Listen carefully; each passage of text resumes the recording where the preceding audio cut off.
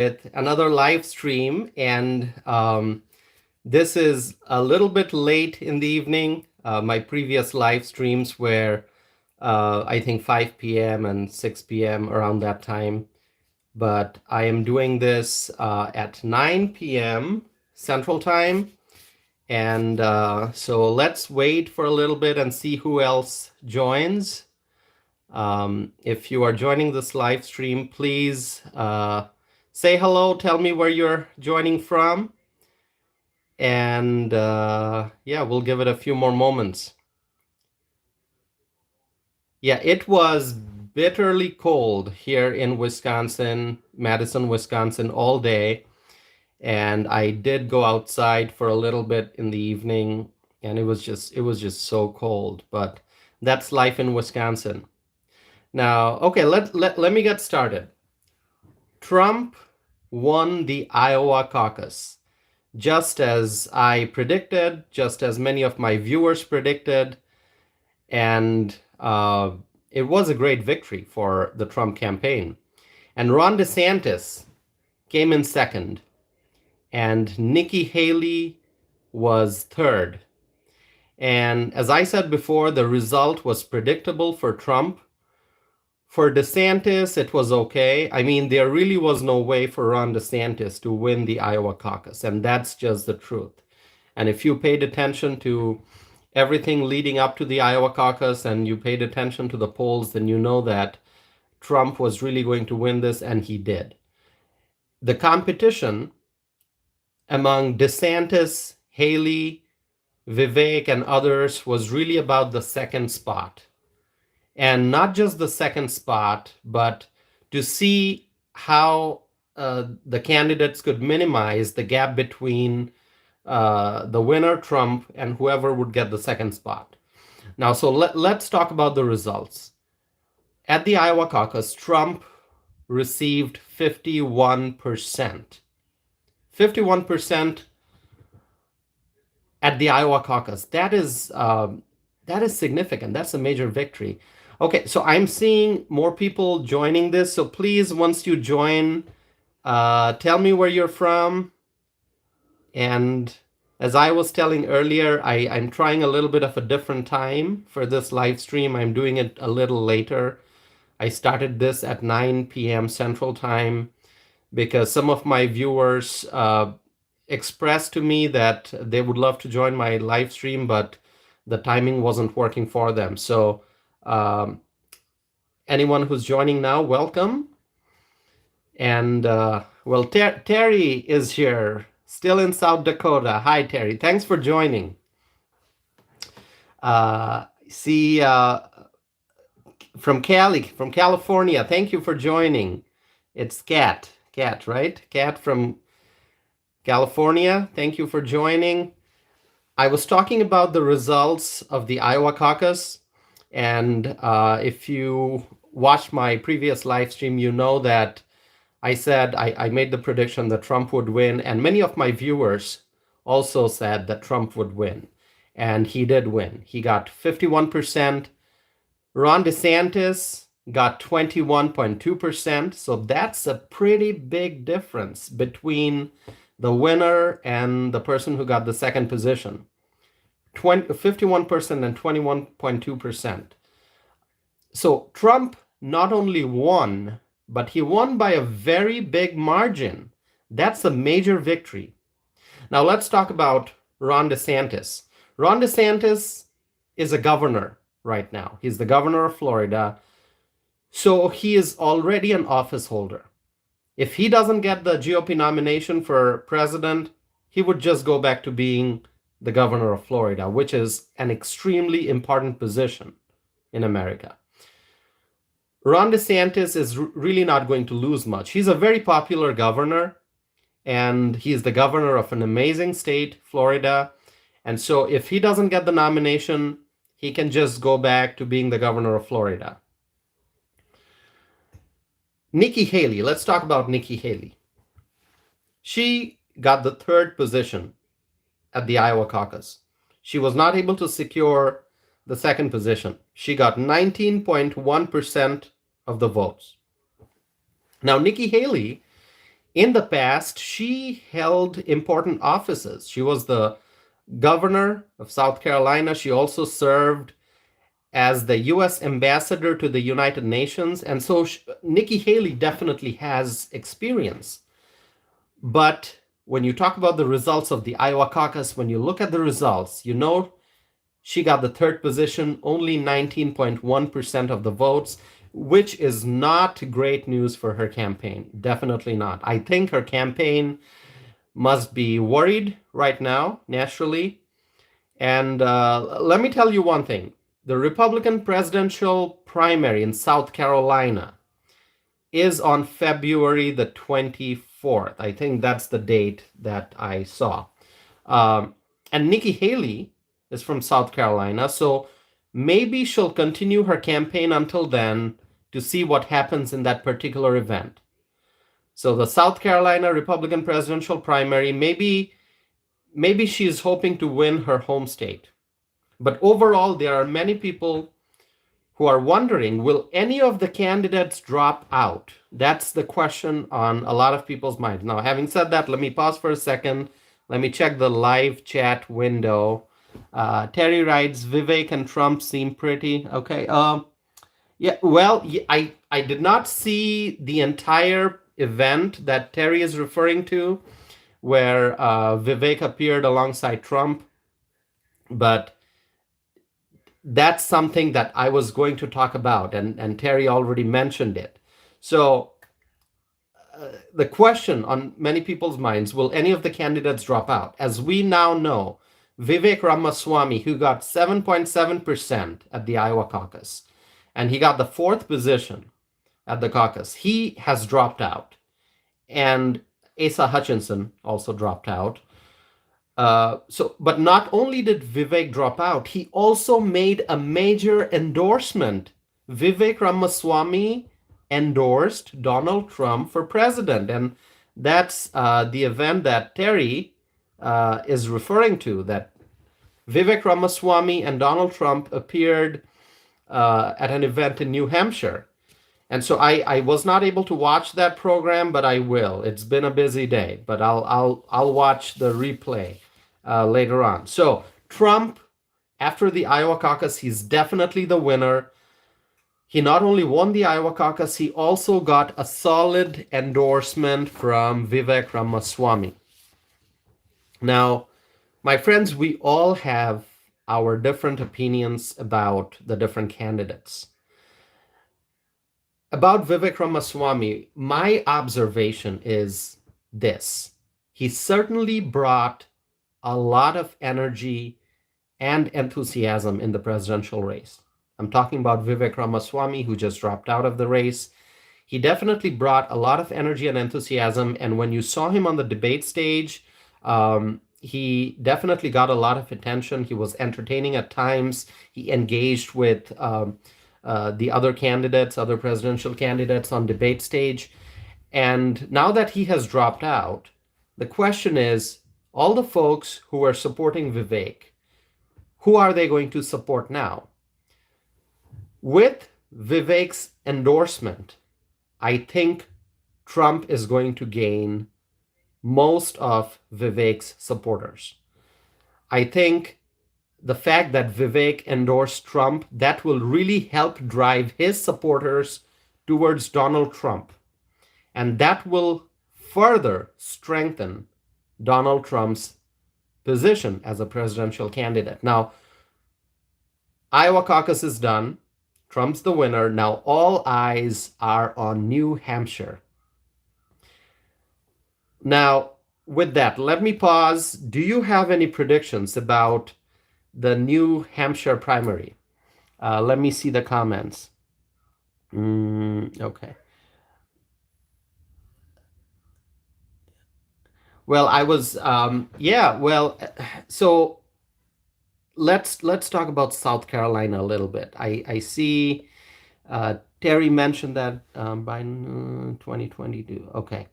If Haley can, a question is Nikki Haley going to get South Carolina? Is she going to win South Carolina? I don't know. I mean, I would love to know your thoughts. Do you think Nikki Haley will win South Carolina. If she does not, then what's next?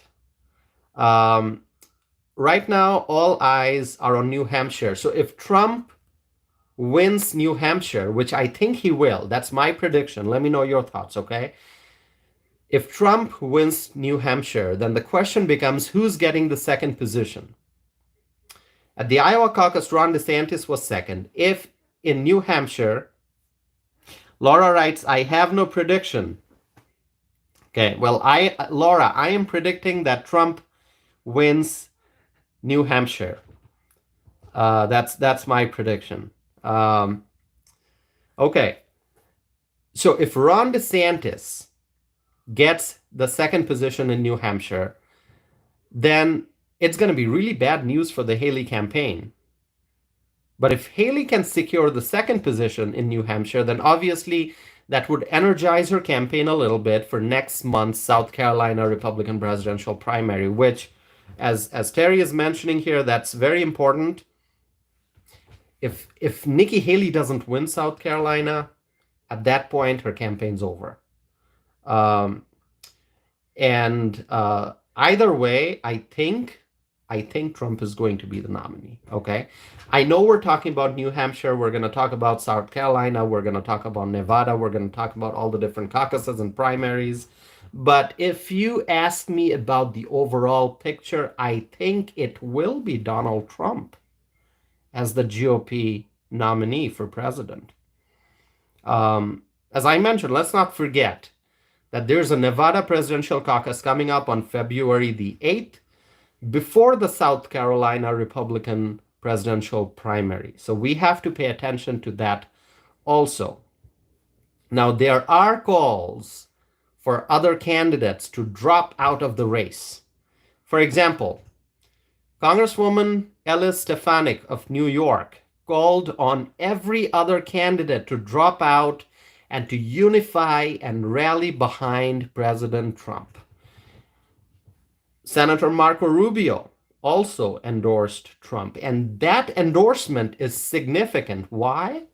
Because Senator Rubio is from Florida, and Governor Ron DeSantis is the current governor of Florida. So Senator Marco Rubio endorsed Donald Trump rather than endorsing Ron DeSantis, and that strengthens Trump, and it gives him enormous support in Florida. So I'm not going to go through the list of endorsements, but you can clearly see which way this presidential race is going. New Hampshire will be very important, particularly for DeSantis and Haley, to see who gets position number 2. Okay, let me see what comment I have here. Yeah, so Laura writes, that would be great if all would unify at this very moment. And Laura, I understand what you're saying, and I think it would be great if we could all unify, all Republicans could unify behind one candidate. And if that were to happen at this very moment, that candidate would really be Donald Trump, because he is leading. So if all the other candidates decide to rally behind someone, that's going to be Trump. He's clearly leading, but I don't know if Ron DeSantis or Nikki Haley would drop out. I think it's probably, I don't think anyone's dropping out before New Hampshire. I'd be very surprised if either Ron DeSantis or Nikki Haley end the presidential campaign before New Hampshire. And obviously with, okay, Terry shares a New Hampshire poll. Okay, Trump has 43. Okay, I haven't had a chance to check all the different, I'm looking at the other screen here, all the different polls, but I think, Terry, are you talking about 538, that one? Oh, yes, you're right, 538. So I'm looking at 538 right now, and I do see that as of January 16th, 2024, and this is for New Hampshire. Who is the leader in New Hampshire?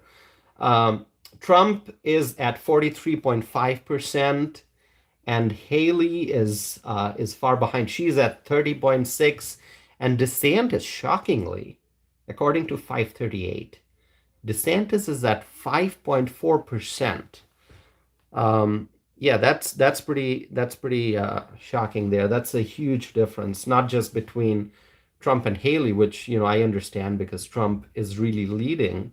He's the favorite, but between Haley and DeSantis. Now, these are polls we have to see after the New Hampshire primary what the results are. But there's obviously a lot of excitement. Now, as Laura was saying, it would be great if we could unify at this very moment. That would be great because that would save a lot of energy. The more this presidential race moves forward and the more candidates there are, obviously there are different kinds of ads attacking each other and different campaign speeches and there's a lot of conflict, obviously, because they are all running against each other.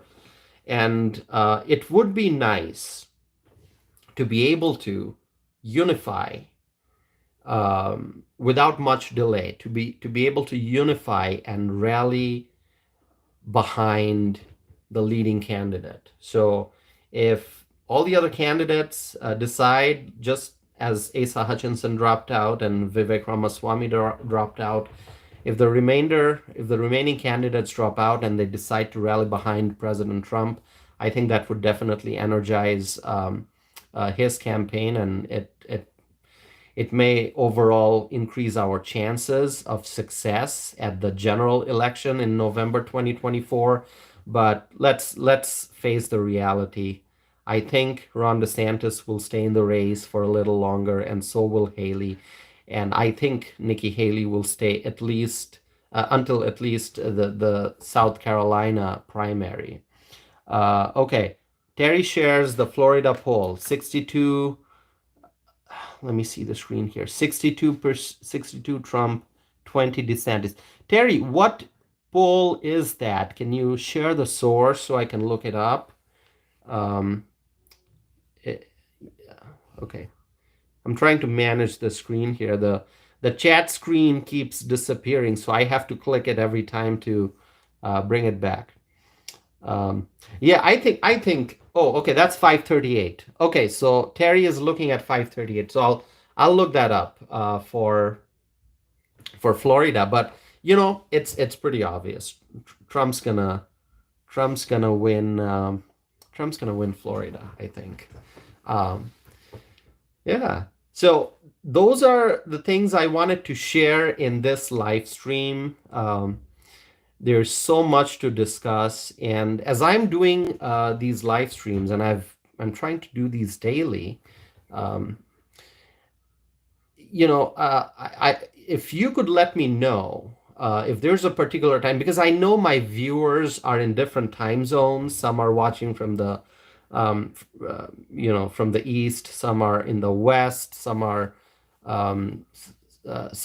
right here in the Midwest. So if you want to send me a message, I'm not going to do a poll, but if you want to watch my live stream, not the replay, but when I'm live, if you could let me know what time works for you, because I'm very new at doing these live streams on YouTube.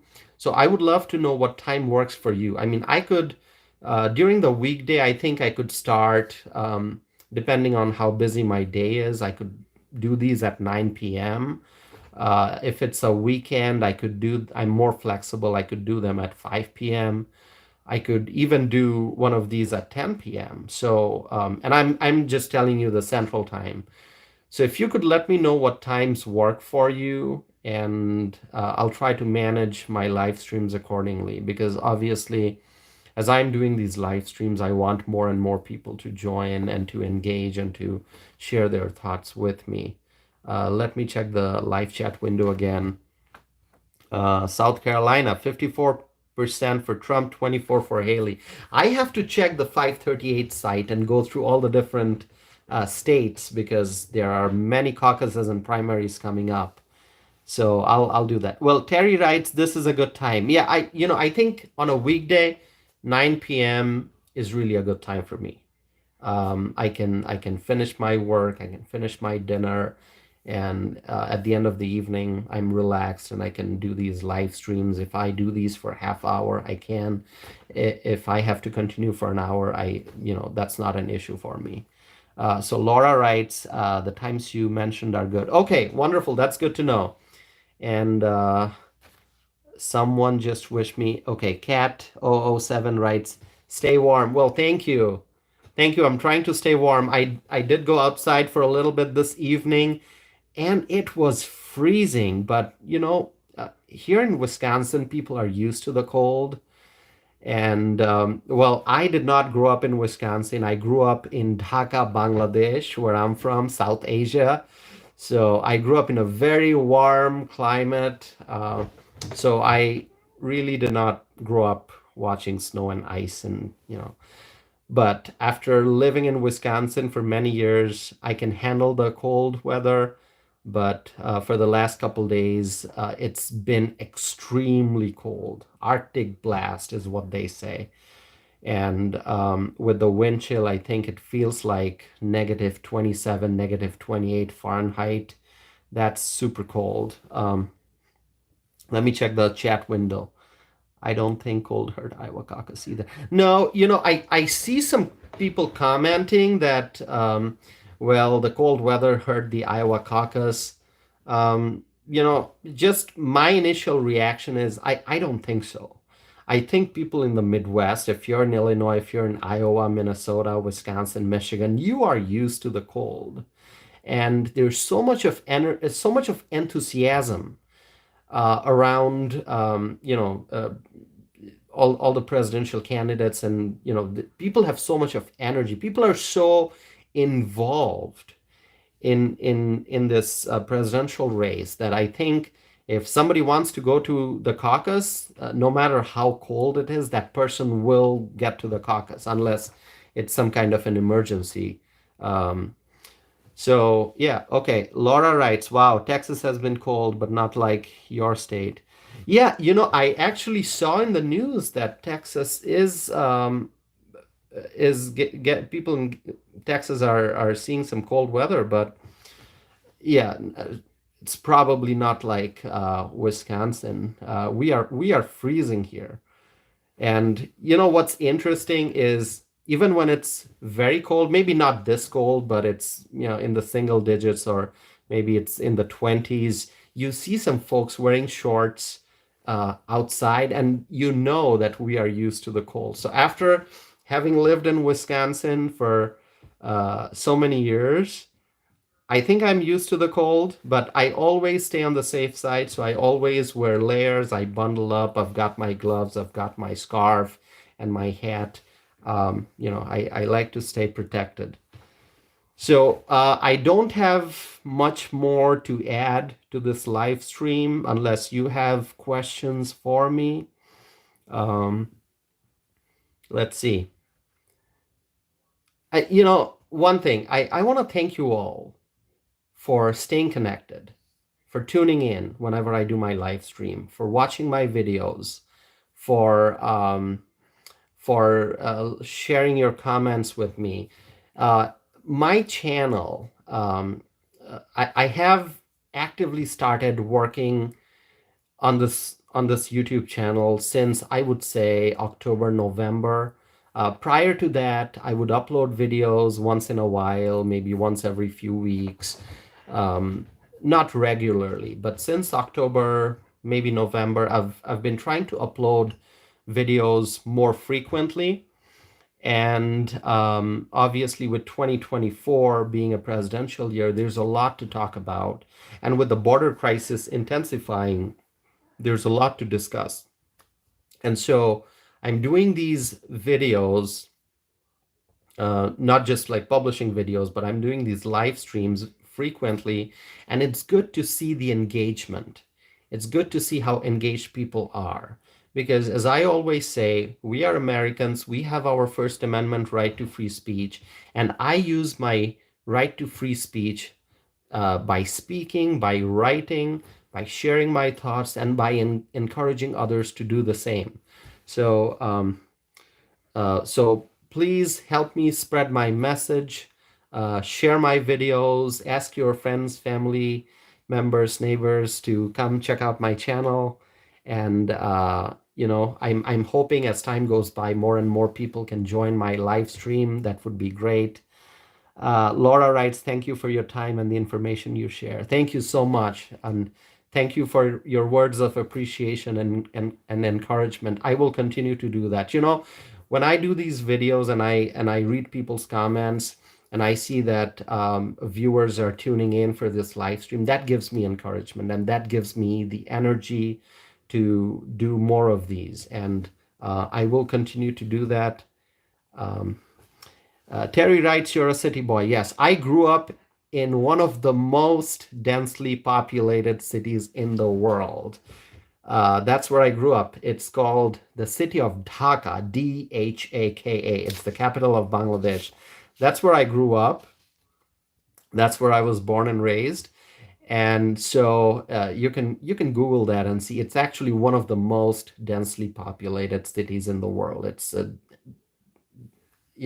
look it up, look up the information. So when Terry writes you're a city boy, yes, I think that's true, Terry. I am a city person. So with that, thank you so much for joining. Thanks for your valuable time. I appreciate it.